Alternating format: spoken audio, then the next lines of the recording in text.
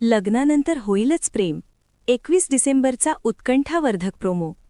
मालिकेच्या पुढील भागात आपण पाहणार आहोत की पार्थ स्वतःला एका खोलीत बंद करून घेतो. त्याच्या मनातील अस्वस्थता शिगेला पोहोचलेली आहे. पार्थने आतून दरवाजा लावून घेतल्यामुळे घरामध्ये भीतीचे वातावरण पसरले आहे. मानिनी काकुळतीने बाहेरून त्याला हाका मारत आहेत. त्या म्हणतात, पार्थ, अरे ऐक ना, दार उघड. आम्ही सगळे इथे बाहेर आहोत. तू असा टोकाचा विचार करू नकोस. दुसरीकडे रम्या प्रचंड संतापलेली आहे.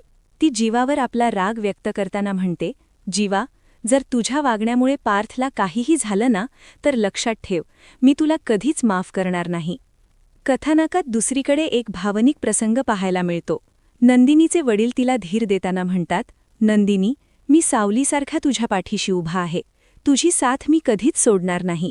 पण त्या काव्याला, तिने जे काही केलंय त्यासाठी मी तिला कधीच माफ करू शकणार नाही. प्रोमोच्या शेवटी एक महत्त्वाचा क्षण येतो. रम्या आणि पार्थ गाडीतून जात असताना रम्या त्याला विश्वासात घेण्याचा प्रयत्न करते.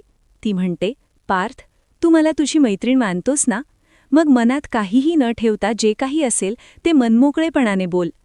यावर पार्थ अत्यंत भावूक होऊन म्हणतो, रम्या, तुझं अजूनही माझ्यावर प्रेम आहे?